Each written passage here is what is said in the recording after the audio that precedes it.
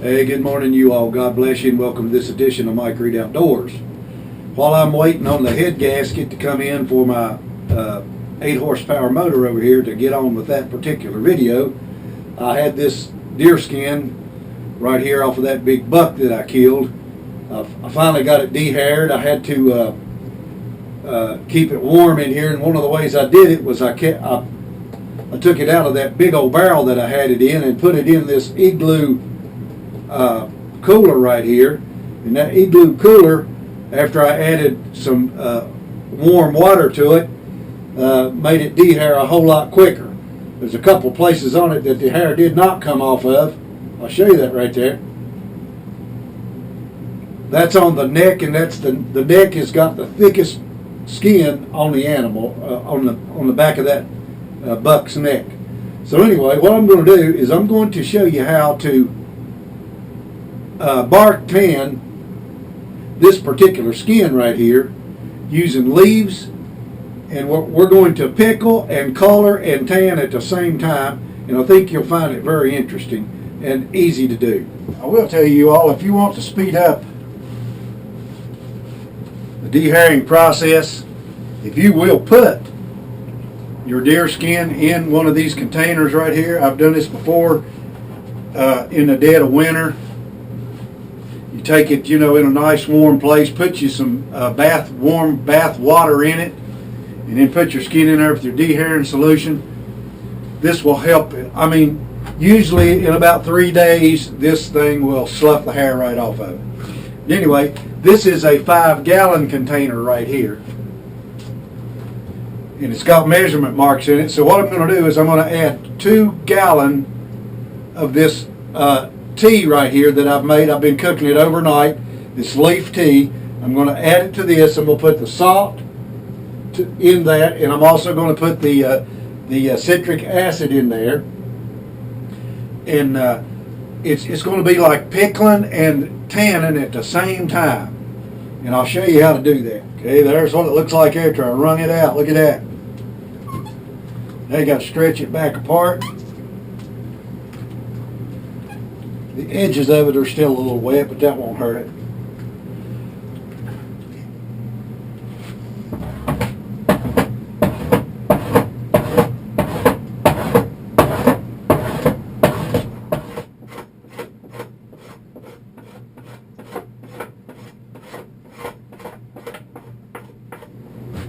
By the way, you all, that was a pretty nice little deer right there. What do you think?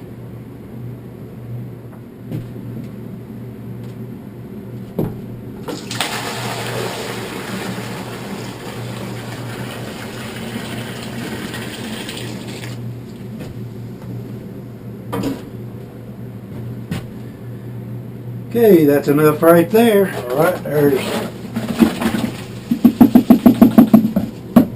2 pounds of canning, pickle, and salt.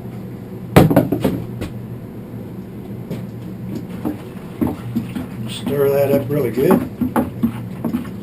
Now this is going to pickle this skin. It's also going to bark tan it at the same time, because when you bark tan, you're actually adding a pickle to the water. So we're not going to do it that way this time. We're simply going to pickle it and bark tan it in the same solution. By the way, you all, you can go online and purchase citric acid. 5 pounds of it I bought for less than $10. Okay. Now there shouldn't be hardly any grease left on that skin, but if there is, put you a little bit of Murphy's oil soap in that.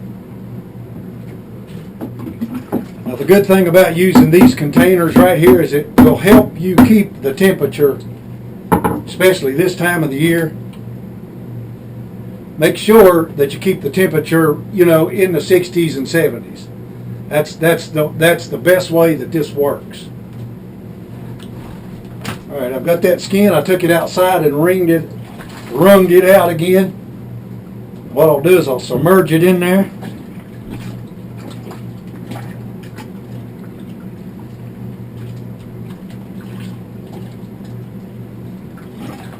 You want to come by here, a couple times a day, stir it up, make sure your solution is still, the pH is below 2.5. That makes it an acidic solution. Of course, we're not trying to set the hair on this, but we're still going to pickle this skin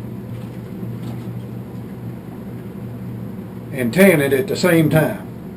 You can see that foam is that Murphy's oil soap. And that's going to break free any types of fats that's on that skin, left on that skin right there. That's what it looks like. I just use those spa strips right there, you all, to do this. To check the pH.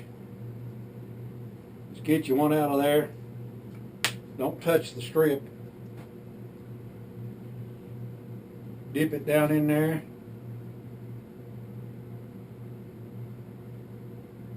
Look at your pH color. Don't know if you all can see that or not. But that's the way I'm doing it. You see this about bark tanning, you all. Bark tanning was they started doing that not to make a softer skin or buckskin or stuff like that. Although you can turn it into buckskin, you want to go that route. Bark tanning is done for thicker skins to make harnesses, saddles, shoes. That's the type of leather that they were making when they were doing this back in the old days. The way I'm doing it here, it was to make a tougher, thicker, more durable leather. Because although buckskin can be wore on your, up here on your body, it didn't last very long on your feet.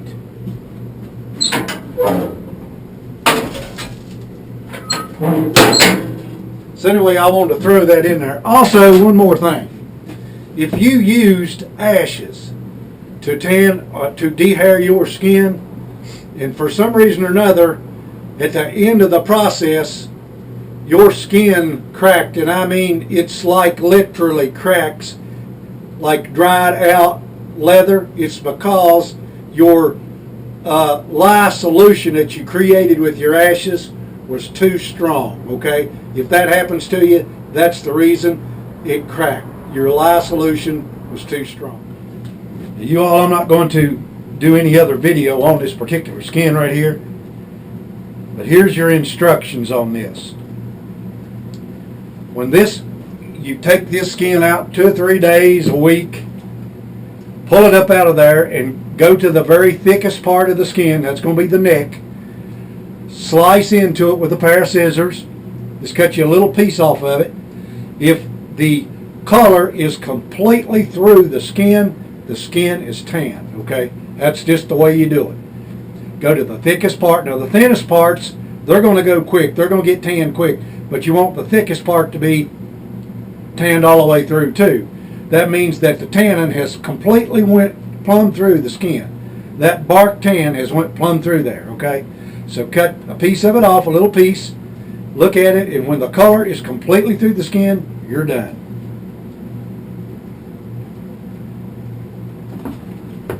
And I will let you see what I'm going to make out of this when I start to use it for something, okay?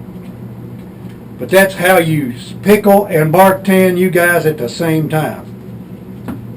Until next time, God bless all of you, and thanks for watching Mike Reed Outdoors. Have yourself a great day.